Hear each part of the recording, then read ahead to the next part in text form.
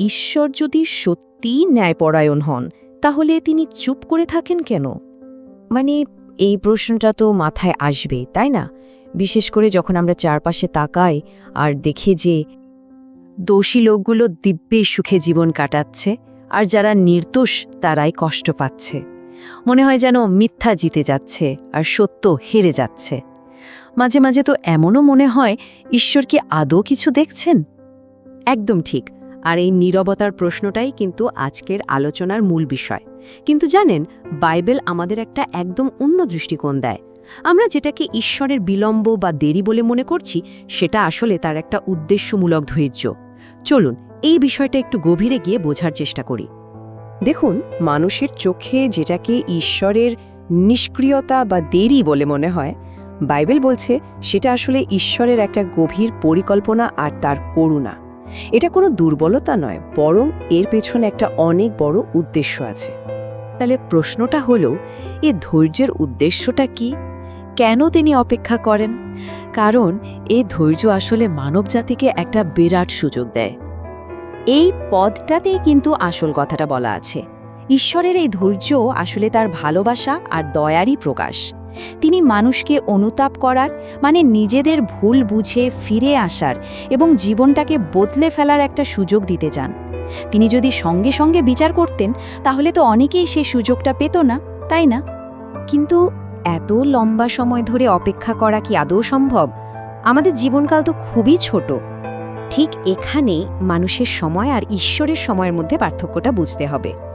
আমাদের কাছে যেটাকে অনেক দীর্ঘ একটা সময় বলে মনে হয়, ঈশ্বরের অনন্ত পরিকল্পনায় সেটা হয়তো এক মুহূর্ত মাত্র। এই পদটা কি দারুণভাবে ব্যাপারটা বুঝিয়ে দিচ্ছে দেখুন। ঈশ্বর আমাদের মতো সময়ের গণ্ডিতে বাধা নন, তার টাইমিং একেবারে নিখুঁত। তাই আমরা যেটাকে দেরি বলে ভাবছি, সেটা আসলে তার পারফেক্ট প্ল্যানের একটা অংশ। তার মানে কি এই ধৈর্যের জন্য বিচারটা আর কখনো সম্পূর্ণ হবে না? যারা অন্যায় করছে তারা কি পার পেয়ে যাবে? না, একদমই তা নয়, বরং ঠিক তার উল্টো। ঈশ্বর বিচার করতে দেরি করেন কারণ তিনি যখন বিচার করবেন সেটা যেন নিখুঁত আর সম্পূর্ণ হয়। মানুষের বিচারের মতো তাড়াহুড়ো করে করা কোনো অসম্পূর্ণ বিচার তিনি করেন না। ঈশ্বরের বিচারকে কিন্তু এই সব কটা বৈশিষ্ট্য পূরণ করতে হয়। সেটা হতে হবে একেবারে সঠিক, সম্পূর্ণ, নিখুঁত, সমস্ত প্রমাণসহ এবং একদম পক্ষপাতহীন। আর বুঝতেই পারছেন, এমন একটা নিখুঁত বিচার করতে তাড়াহুড়ো করলে চলে না। সবকিছুর প্রকাশের জন্য একটা সঠিক সময় আছে। আর একটা কথা মনে রাখা খুব জরুরি, ঈশ্বরের এই নীরবতার মানে কিন্তু এটা নয় যে তিনি কিছু জানেন না বা দেখছেন না।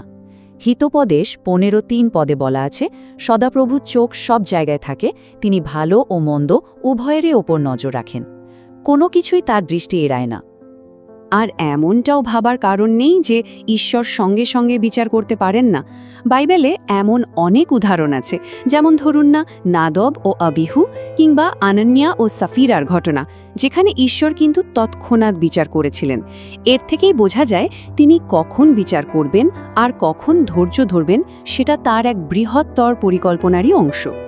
কিন্তু এখানে একটা খুব বড় প্রশ্ন থেকে যাচ্ছে, যদি ঈশ্বর পুরোপুরি ন্যায়পরায়ণ হন আর তাকে পাপের শাস্তি দিতেই হয়, তাহলে তিনি আবার করুণাময় হন কি করে, যিনি ক্ষমা করতে চান? এই দুটো বিপরীত জিনিস একসাথে কি করে সম্ভব? একদম ঠিক প্রশ্ন। দেখুন, ন্যায় বিচারের দাবি একটাই, পাপের শাস্তি হতেই হবে। এটা ঈশ্বরের চরিত্রের একটা অপরিহার্য অংশ।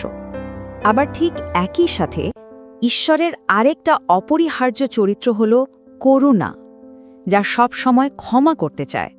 তাহলে এই দুয়ের মিলন হবে কোথায়? এই গভীর ধর্মতাত্ত্বিক প্রশ্নের একটাই উত্তর, আর সেটা হলো যিশুর ক্রুশ। এখানেই ঈশ্বরের ন্যায় বিচার আর করুণা একসঙ্গে মিলিত হয়েছে।